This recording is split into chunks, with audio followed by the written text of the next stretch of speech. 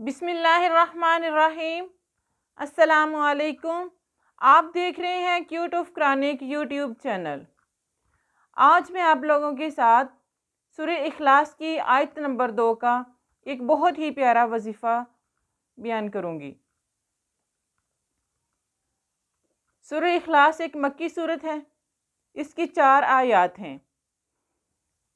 یہ 15 کلمات پر اور 47 حروف پر مشتمل ہے۔ اس کے مختلف نام ہیں۔ سورہ توحید بھی کہتے ہیں اس کو، کیونکہ اس میں عقیدہ توحید بڑے دلکش انداز میں بیان کیا گیا ہے۔ سورہ نجات بھی کہتے ہیں۔ اس کے ذریعہ انسان کو کفر و شرک کی آلودگیوں سے نجات حاصل ہوتی ہے، نیز عذاب جہنم سے بھی رستگاری کا ذریعہ ہے۔ سورۃ الاساس بھی کہتے ہیں اس کو، کیونکہ ایمان و عمل کا کثیر رفیہ توحید کی بنیادوں پر تعمیر ہوتا ہے۔ اس کے بغیر اعلیٰ سے اعلیٰ عمل بھی بے معنی اور بے سود ہے۔ سورۃ المائدہ بھی کہتے ہیں اس کو، یہ اپنے قاری کو عذاب جہنم سے بچا لیتی ہے۔ سورہ النور بھی کہتے ہیں، اس کی ضیاء پاشیوں سے مومن کے دونوں جہاں روشن ہو جاتے ہیں، اس کے ذہن اور اس کے دل دونوں میں اجالا ہو جاتا ہے۔ سورۃ المان بھی کہتے ہیں اس کو۔ اس سورت پر ایمان رکھنے والے کو اللہ تعالیٰ کے قہر و غضب سے امان مل جاتی ہے۔ سورہ اخلاص بھی کہتے ہیں۔ اس سورت کے متعدد ناموں میں سے یہ اس کا مشہور ترین نام ہے، کیونکہ توحید خالص کا مضمون پوری فصاحت سے اس میں مذکور ہے۔ گویا یہ نام اس سورت کے لیے بطور علامت مشتمل نہیں ہوا، بلکہ اس کے مضامین و مطالبہ کا ایک جامع عنوان ہے۔ حدیث شریف میں ہے، ابی بن کعب رضی اللہ تعالیٰ عنہ سے روایت کرتے ہیں کہ مشرکین کا ایک گروہ نبی کریم صلی اللہ علیہ وآلہ وسلم کی خدمت میں حاضر ہوا اور پوچھا، اے محمد صلی اللہ علیہ وآلہ وسلم، جس رب پر ایمان لانے کی آپ ہمیں دعوت دیتے ہیں، اس کا نسب نامہ تو ہمیں بتائیے تاکہ ہمیں اس کی پہچان ہو جائے۔ اس وقت اللہ تعالیٰ نے ان کے جواب میں یہ سورت نازل فرمائی تھی۔ حضرت جابر رضی اللہ تعالیٰ عنہ سے روایت ہے، نقل کرتے ہیں کہ ایک اعرابی نبی کریم صلی اللہ علیہ وآلہ وسلم کے پاس آیا، کہنے لگا کہ اپنے رب کا نسب نامہ ہمیں سنائیے۔ اس وقت اللہ تعالیٰ نے یہ سورت نازل فرمائی تھی۔ اسی طرح ایک اور تیسری حدیث ہے، ابو وائل حضرت ابن مسعود رضی اللہ تعالیٰ عنہ سے روایت کرتے ہیں کہ قریش نے ایک دفعہ اللہ تعالیٰ کے پیارے رسول صلی اللہ علیہ وآلہ وسلم سے فرمائش کی کہ اپنے رب کا نسب نامہ تو ہمیں بتائیے۔ اس وقت یہ سورت نازل ہوئی۔ ان تینوں روایت سے پتہ چلتا ہے کہ یہ سورت مکہ مکرمہ میں نازل ہوئی۔ وہیں کے مشرکوں اور قریش نے یہ سوال پوچھا اور انہیں کو یہ جواب دیا گیا۔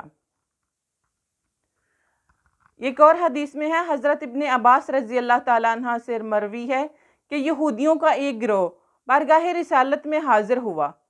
ان کے ساتھ کعب بن اشرف یہودی بھی تھا۔ انہوں نے کہا، یہ اللہ ہے جس نے مخلوق کو پیدا کیا، بس اللہ تعالیٰ کو کسی نے پیدا کیا؟ کہ انہوں نے حضور صلی اللہ علیہ وسلم سے سوال کیا کہ اللہ تعالیٰ کو کس نے پیدا کیا؟ تو حضور صلی اللہ علیہ وسلم از حد غضبناک ہو گئے۔ جبرائیل علیہ السلام حاضر ہوئے تو حضور صلی اللہ علیہ وسلم کو تسلی دی اور عرض کیا، اپنے پروں کو نیچا کیجئے۔ اس وقت یہ سورت نازل ہوئی۔ حضرت ابن عباس رضی اللہ تعالیٰ عنہ سے نقل کرتے ہیں کہ نصارہ کا وفد آیا تو انہوں نے حضور صلی اللہ علیہ وسلم سے کہا کہ اپنے رب کی حقیقت ہمیں بتائیے کہ وہ کس چیز کے بنے ہیں، یاقوت کے بنے ہیں، سونے کے بنے ہیں، چاندی کے بنے ہیں، جس طرح کہ اور وہاں کے جو تھے فرقہ پرست لوگ، کسی نے لوہے کا بنایا ہوا ہے اپنا خدا، تو کسی نے پتھر کا بنایا ہوا۔ اسی طرح وہ آپ صلی اللہ علیہ وسلم سے سوال پوچھ رہے ہیں کہ آپ کا خدا کس چیز کا بنا ہوا ہے؟ تو آپ صلی اللہ علیہ وسلم نے فرمایا کہ میرا رب ان چیزوں میں سے نہیں ہے، میرا رب ان تمام اشیاء کا خالق ہے۔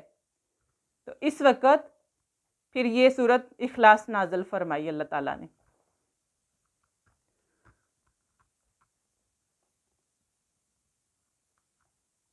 اس سورہ پاک کی فضیلت اہمیت اس کے مضمون سے یہاں ہے، اس کے بہت زیادہ ساری فضیلتیں ہیں اس سورت کی۔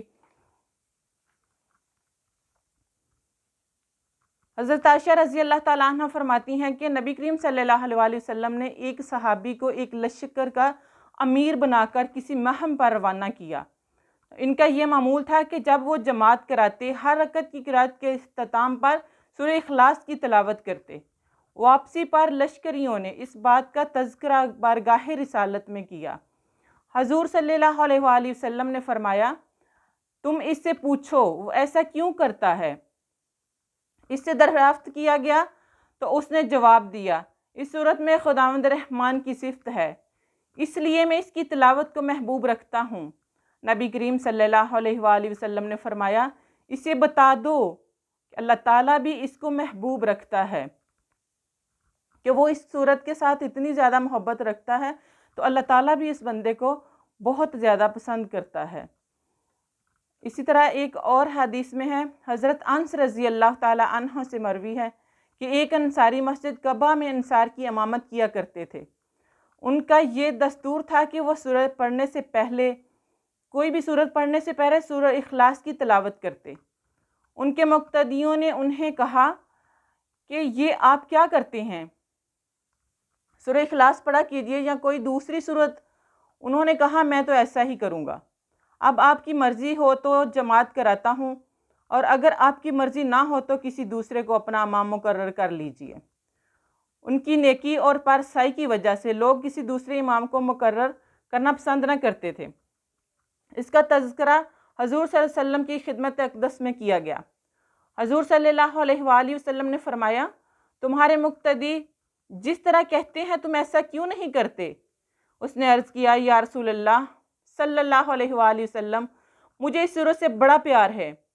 حضور صلی اللہ علیہ وآلہ وسلم نے فرمایا، اس کی محبت نے تجھے جنت میں داخل کر دیا ہے۔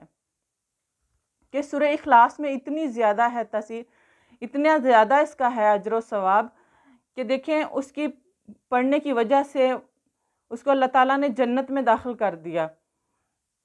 اچھا، یہ سورت صرف 4 آیات پر مشتمل ہے، لیکن اپنی عظمت شان کے باعث اس کو ایک بار پڑھنے سے 10 پاروں کی تلاوت کا ثواب ملتا ہے۔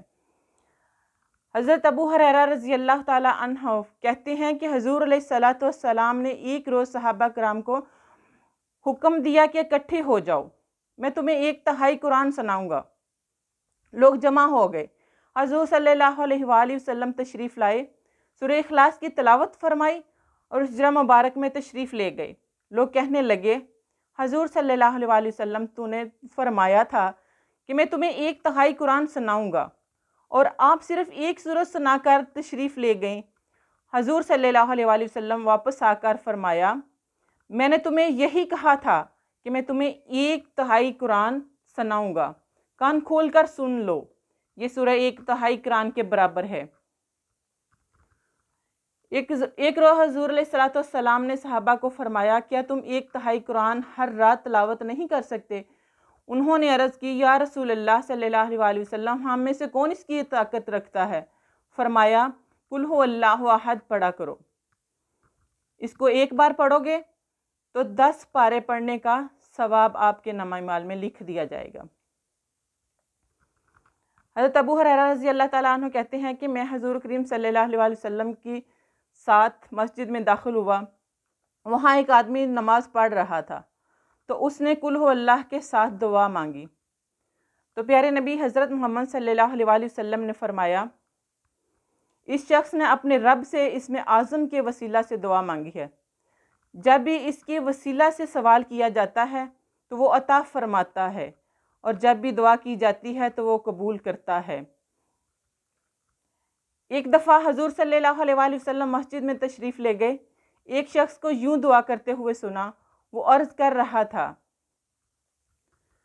قل هو اللہ، ان کے سورہ اخلاص پڑھ کر اللہ تعالیٰ سے دعا مانگ رہا تھا۔ یہ سن کر حضور صلی اللہ علیہ وسلم نے 3 مرتبہ فرمایا، اے شخص تجھے بخش دیا گیا ہے، اے شخص تجھے بخش دیا گیا ہے، اے شخص تجھے بخش دیا گیا ہے۔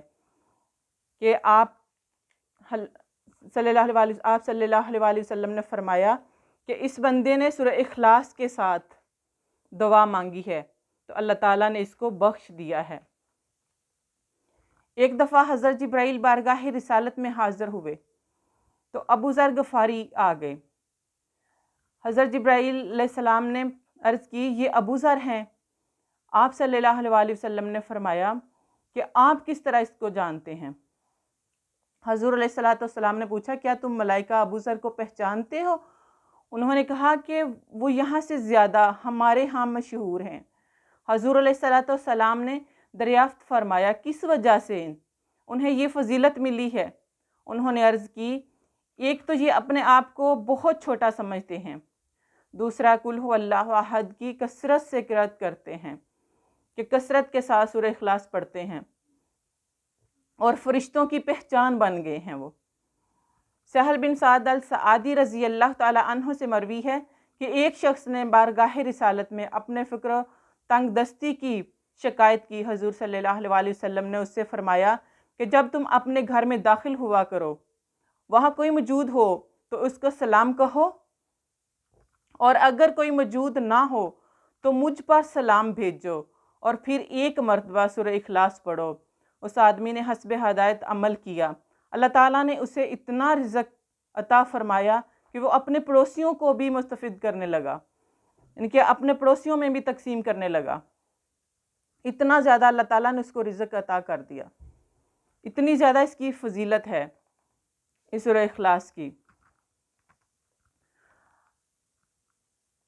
سورہ اخلاص کے بارے میں ہے کہ خالق کائنات کے بارے میں بھانت بھانت کی بولیاں سن کر آپ کا دماغ چکرانے لگ گیا اور دل ڈوبنے لگا۔ بعض نے تو کسی خدا کو ماننے ہی سے انکار کر دیا۔ ان کے نزدیک یہ جہاں رنگ وبو اتفاقاً محض بطور حادثہ پیدا ہو گیا ہے، کسی کی حکمت، کسی کے علم، کسی کی قدرت کا اس میں ذرا دخل نہیں۔ یہ چرخ نیلوفری، یہ کرہ زمین، اس میں فلک بوس پہاڑ، ان میں ابلتے ہوئے چشمے، رواں دواں ندیاں، ان کے دامن میں رنگین مہکتے پھول اور چبھتے ہوئے کانٹے، شبنم کے قطرے اور سمندروں کی بے قرارنیاں خود بے خود ظہور پذیر ہو گئی۔ نیلگوں فضا میں ان گنت ستاروں کے چراغ خود ہی روشن ہو گئے۔ آفتاب و ماہتاب کی تابانیاں کسی خالق کی ندرت تخلیق کا کرشمہ نہیں۔ بعض اقوام ایک خدا کی قائل تھی، مگر ایسا خالق جو علم و حکمت اور قوت تدبیر سے یکسراں آری ہے۔ بعض نے دو اور بعض نے ان گنت خدا بنا ڈالے۔ ان خداؤں کے معاشقوں کی داستانیں بڑی اخلاق سوز ہیں، ان میں رقابت کی آگ بھی بھڑکی، انہوں نے ایک دوسرے کی بیویوں کو اغوا تک کیا، ان سے بدمعاشی سے بھی باز نہ آئے، ان کے درمیان خون ریز جنگیں بھی ہوئی، ان کی اولاد بھی پیدا ہوئی، غرض کے اس سلسلے میں بدتمیزی کا وہ طوفان برپا کیا کہ لا امان الحافظ ہے۔ لطف یہ ہے کہ ان خرافات کو ماننے والے، ان پر ایمان رکھنے والے، بڑے جوش و خروش سے ان کا پرچار کرنے والے معمولی قسم کے آدمی نہ تھے۔ ان میں فلاسفر بھی تھے، متقی بھی تھے، ان میں چوٹی کے سائنسدان بھی تھے اور ریاضی دان بھی، کشور و فصاحت کے تاجدار بھی تھے اور نغز گو شاعر بھی، دانشوروں، عقل و فہم کے مجسموں، مذہبی رہنماؤں اور سیاسی قائدوں اور بے نظیر فاتحوں کا ایک جم غفیر ٹھاٹھیں مارتا ہوا نظر آتا ہے۔ ہند، چین، روم، یونان اور مصر جہاں تہذیب و تمدن کے چراغ روشن تھے، یہ کیفیت وہاں کی تھی۔ اللہ تعالیٰ کا حبیب، توحید کا علمبردار، دعوت حق کا مبلغ اعظم سیدنا محمد صلی اللہ علیہ وسلم جس ملک میں تشریف لائے، وہاں تو سونے، تانبے، فولاد، پتھر اور لکڑی کے بے شمار خداؤں کی خدائی کا ڈھنکا بج رہا تھا۔ جب اس ہادی برحق نے صفا کی چوٹی پر کھڑے ہو کر قول لا الہ الا اللہ کا اعلان کیا تو لوگوں کے ذہنوں پر کھلبلی مچ گئی، سوالات و استفسارات کا ایک سیلاب امڈ آیا، فرمائشوں پر فرمائشیں ہونے لگی۔ کوئی کہتا انسب لنا ربا کا، ذرا اپنے رب کا نسب نامہ تو بیان فرمائیے۔ کوئی کہنے لگا آپ کا رب کس چیز کا بنا ہوا ہے؟ لوہے کا، مٹی کا، پتھر کا، تانبے کا، سونے کا؟ دنیا کی ہر چیز کا کوئی نہ کوئی مادہ ہے، آخر آپ کے رب کا کیا مادہ ہے؟ کوئی بے سے پوچھ رہا تھا کہ آپ کے رب کی خوراک کیا ہے، جس نے تنہا اپنے کندھوں پر کائنات کی تخلیق اور تدبیر کا بھار اٹھایا ہوا ہے؟ وہ کھاتا کیا ہے؟ ان کے ذہنوں کی تنگ دامانی اور ان کے افکار کی عجیب و غریب سوالات کے پیکر میں ظاہر ہو رہی تھی۔ اللہ تعالیٰ نے اپنے محبوب مکرم صلی اللہ علیہ وسلم پر یہ سورہ نازل کی اور اس کی چند آیتوں میں گمراہی کی ان گنت صورتوں کا کلا کما کر دیا۔ ارشاد ہے، کل اے عبد کامل، سب سے بڑی سچائی کا اعلان تو اپنی زبان سے فرماتا کہ کسی کو مجال انکار نہ رہے۔ بس اوقات کمال بھی حجاب بن جایا کرتا ہے، کمالات بھی بے شمار ہیں اور ان سے پیدا ہونے والے حجابات بھی ان گنت ہیں۔ کہیں حسن، کہیں قوت، کہیں علم، کہیں دولت، کہیں اقتدار و حکومت اور کہیں جنگی فتوحات کے نقاب حق کے روئے زیباں کو مستور کر گیا۔ ان حجابات کو وہی اٹھا سکتا ہے، ان نقابوں کو وہی الٹ سکتا ہے جو خود جملہ کمالات سے یوں متصف ہو کہ اس کی نظیر پیش نہ کی جا سکے۔ اے حبیب صلی اللہ علیہ وسلم، ہم نے آپ کو تمام کمالات کا پیکرانہ بنا کر بھیجا ہے۔ اٹھیے اور اپنی صدائے دل نواز سے نخوت پیش نہ کی جا سکے۔ پندار کے ان بتوں کو ریزہ ریزہ کر دیجئے۔ فرعون نے ملک مصر کی حکمرانی سے اپنا دماغی توازن کھو دیا تھا اور خدائی کا دعویٰ کیا تھا۔ تجھے تو میں نے وہ سلطانی عطا فرمائی ہے کہ تیری انگلی کے اشارے سے چاند دو ٹکڑے ہو جاتا ہے۔ اس بے مثال سلطانی کے باوجود اگر تو یہ کہے گا کہ لا الہ الا اللہ، تو کسی حکمران کی یہ مجال نہیں ہوگی کہ وہ اپنی خدائی کا اعلان کر سکے۔ ہم نے تجھے وہ شان رفیع عطا فرمائی ہے۔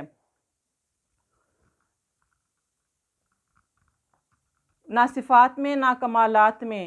اس اعلان کے ہوتے ہی سونے، چاندی، لوہے، تانبے، پتھر، لکڑی کے بنے ہوئے جو معبود صدیوں سے خدائی کی مسند پر پڑے براجمان تھے، منہ کے بل زمین پر اوندے گر پڑے۔ اللہ صمد کی تشریح اپنے اپنے ذوق اور انداز فکر کے مطابق۔ اللہ صمد کا حقیقی معنی المقصود ہے۔ اللہ صمد کا آقا، سب کا سردار، انعامات حاصل کرنے کے لیے جس کے دربار کا قصد کیا جائے اور طوفان مصائب میں جس کی جناب میں فریاد کی جائے۔ صرف جاہل اور غیر متمدن اقوام ہی اللہ تعالیٰ کی اولاد تسلیم نہیں کرتی تھی، بلکہ اس گمراہی میں وہ قومیں بھی بری طرح مبتلا تھی جو انبیاء اور رسلاء پر ایمان لے آئی تھی اور جن کے پاس آسمانی کتب موجود تھی۔ اگر عرب کے جاہل مشرک فرشتوں کو اللہ تعالیٰ کی بیٹیاں کہا کرتے تو یہودی موسیٰ علیہ السلام کی امت اور تورات کے حامل حضرت عیسیٰ علیہ السلام کو خدا کا فرزند کہتے، اور عیسائی یسوع مسیح پسر مریم کو بڑے طمطراق سے اللہ تعالیٰ کا بیٹا کہا کرتے تھے۔ اس آیت نے ان کے ان باطل تصورات کو مٹا کر رکھ دیا۔ فرمایا، نہ اس کا کوئی بیٹا ہے اور نہ وہ کسی کا بیٹا ہے۔ یہ تو فانی اور حادثہ اشیاء کی خصوصیتیں ہیں۔ میرا پروردگار لم یزال لا یزال ہے، فنا و حدث سے منزہ اور پاک ہے۔ انسانوں کی طرح وہ بیٹوں کا محتاج نہیں۔ ساری مخلوق چھوٹی اور بڑی، عزیز اور حقیر، جس کے سامنے بندگی کا پٹا گلے میں ڈالے، سر جھکائے کھڑی ہوا میں، اس کو کیا ضرورت ہے کہ کسی کو اپنا بیٹا بنائیں؟ کفواً کہتے ہیں ہم سر کو، جو قدرت، علم، حکمت اور دیگر صفات میں ہم پلا اور ہم پایا ہو۔ اس جہان میں ایسی کوئی چیز نہیں ہے جو کسی پہلو، کسی جہت اور کسی انداز سے اللہ تعالیٰ کی ہمسری کا دعویٰ کر سکے۔ سب اس کے بندے ہیں، اس کی مخلوق ہیں، اس کے حضور سجدہ ریز ہیں، اس کے ہر حکم کے سامنے توہن کرہن سر تسلیم خم کیے ہوئے ہیں۔ علماء لکھتے ہیں کہ شرک کبھی عدد میں ہوتا ہے، احد کہہ کر اس کی نفی فرما دی، کبھی مرتبہ و منصب میں ہوتا ہے، صمد کہہ کر اس کا بطلان کر دیا، کبھی نسب میں ہوتا ہے، لم یلد ولم یولد، اس سے اس کا ابطال کر دیا، اور کبھی کوئی کام کرنے اور اثر اندازی میں ہوتا ہے، اس کی تردید لم یکن لہ کفواً احد سے کر دی۔ توحید کے اسی جامعہ مضمون کے باعث اس صورت کو سورہ اخلاص کہا جاتا ہے۔